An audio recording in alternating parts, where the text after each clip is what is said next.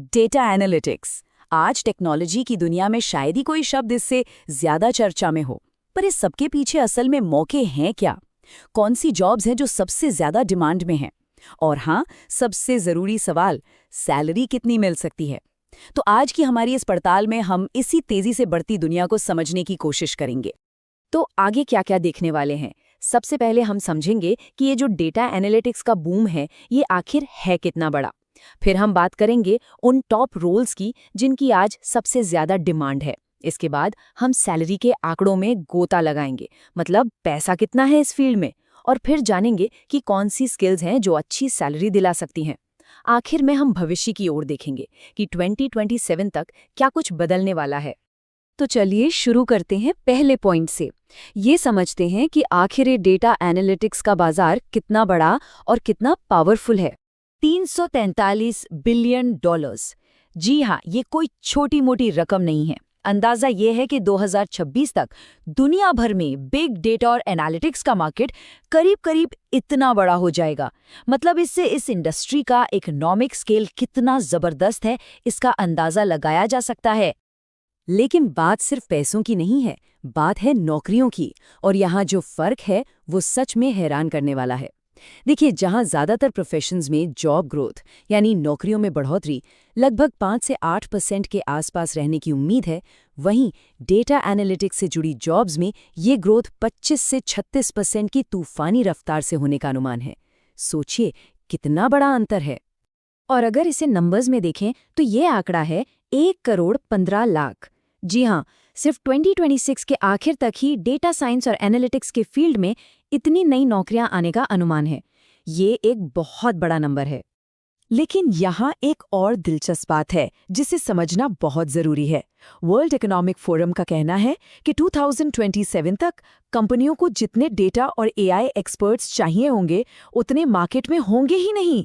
Demand और supply के बीच एक बहुत बड़ा गैप होगा, करीब 40% तक का। और यही गैप, यही अवसर का अंतर है जो इस फील्ड में आने वालों के लिए एक बहुत बड़ा, एक सुनहरा मौका बनाता है। तो ये तो हुई बड़ी तस्वीर। अब जरा और गहराई में उतरते हैं और देखते हैं कि वो कौन सी खास जॉब्स हैं, कौन से रोल्स हैं जिनकी वजह से ये पूरी इंडस्ट्री इतनी तेजी से आगे बढ़ रही है। सबसे पहले और सबसे जाना पहचाना रोल है डेटा एनालिस्ट का। इनका काम है डेटा को इकट्ठा करना, उसे साफ करना और फिर उससे जरूरी जानकारी निकालना। लेकिन अब ये रोल बदल रहा है। आज का डेटा एनालिस्ट सिर्फ एनालिस्ट नहीं, बल्कि एक ऑगमेंटेड एनालिस्ट है। मतलब वो जो एआई टूल्स को सिर्फ एक टूल की तरह नहीं, बल्कि एक पार्टनर की तरह इस्तेमाल करना जानता हो। फिर आते हैं बिजनेस इंटेलिजेंस एनालिस्ट, या जिन्हें हम बीआई एनालिस्ट कहते हैं। ये डेटा के कहानीकार होते हैं। ये पावर बीआई और टैब्लो जैसे टूल्स का इस्तेमाल करके ऐसे डैशबोर्ड्स बनाते हैं जो कंपनी के लीडर्स को एक नज़र में पूरी कहानी बता देते हैं। इससे उन्हें सही और बड़े फैसले लेने में बहुत मदद मिलती है। अब बात करते हैं उन लोगों की जो पर्दे के पीछे काम करते हैं, लेकिन जिनके बिना कुछ भी मुमकिन नहीं। Data engineers. ये वो गुमनाम हीरो हैं जो पूरे डेटा सिस्टम की मजबूत नींव रखते हैं। ये डेटा पाइपलाइंस बनाते हैं, उसे मेंटेन करते हैं। इनके बनाए सिस्टम के बिना न तो कोई एनालिस्ट काम कर सकता है, न कोई साइंटिस्ट। और यही वजह है कि आज मार्केट में इनकी डिमांड आसमान छू रही है। और फिर आते हैं डेटा साइंटिस्ट। इन्हें हम डेटा की दुनिया का भविष्यवक्ता कह सकते हैं। ये लोग प्रेडिक्टिव मॉडल्स बनाते हैं, मशीन लर्निंग पर काम करते हैं, ताकि ये बताया जा सके कि आगे क्या हो सकता है। और 2034 तक इस एक रोल में 34% की जबरदस्त ग्रोथ का अनुमान है। मतलब ये एक बहुत ही सिक्योर और एक्साइटिंग करियर ऑप्शन है। अब यहाँ एक बहुत ज़रूरी बात है जिसे समझना होगा। सिर्फ टूल्स जानना काफ़ी नहीं है। असली गेम चेंजर है स्पेशलाइजेशन, मतलब किसी एक इंडस्ट्री का गहरा ज्ञान। सोचिए, एक एनालिस्ट जिसे हेल्थ केयर या फाइनेंस या रिटेल की गहरी समझ है, वो एक जनरल एनालिस्ट के मुकाबले कंपनी के लिए 3 गुना, जी हाँ 3 गुना ज़्यादा कीमती हो सकता है। चलिए अब उस टॉपिक पर आते हैं जिसका शायद सबको इंतजार था, सैलरी। आखिर इन सब रोल्स में कमाई की कितनी गुंजाइश है? आइए नंबर्स पर एक नज़र डालते हैं। तो यहाँ टेबल पर नजर डालते हैं। अमेरिका में एक एंट्री लेवल डेटा एनालिस्ट भी 50 से 80 हजार डॉलर साल के पैकेज से शुरू कर सकता है, और सीनियर लेवल पर यह आंकड़ा $1,30,000 तक पहुंच जाता है। अब भारत की बात करें तो यहाँ भी शुरुआत काफ़ी अच्छी है। फ्रेशर्स 4 से 8 लाख से स्टार्ट कर रहे हैं और अगर कोई सीनियर डेटा साइंटिस्ट है तो 35 लाख या उससे भी ऊपर कमा सकता है। और सबसे खास बात यह है कि हर रोल में जैसे जैसे एक्सपीरियंस बढ़ता है, सैलरी में भी ज़बरदस्त उछाल आता है। हाँ, एक और बात, सैलरी इस पर भी निर्भर करती है कि काम कहाँ किया जा रहा है। सैन फ्रांसिस्को या न्यूयॉर्क जैसे बड़े टेक हब्स में सैलरी तो बहुत ज्यादा होती है, लेकिन वहाँ रहने का खर्चा भी उतना ही ज्यादा होता है।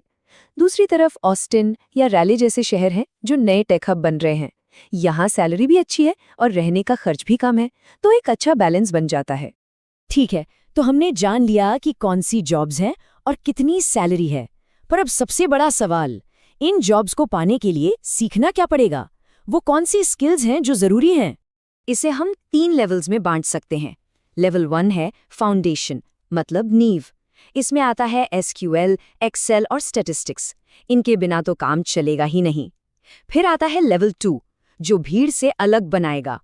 इसमें है पाइथन या आर जैसी प्रोग्रामिंग लैंग्वेज, टैब्लो जैसा कोई विजुअलाइजेशन टूल और क्लाउड कंप्यूटिंग की बेसिक जानकारी। और फिर है लेवल 3, जो करियर को रॉकेट की तरह आगे ले जाएगा।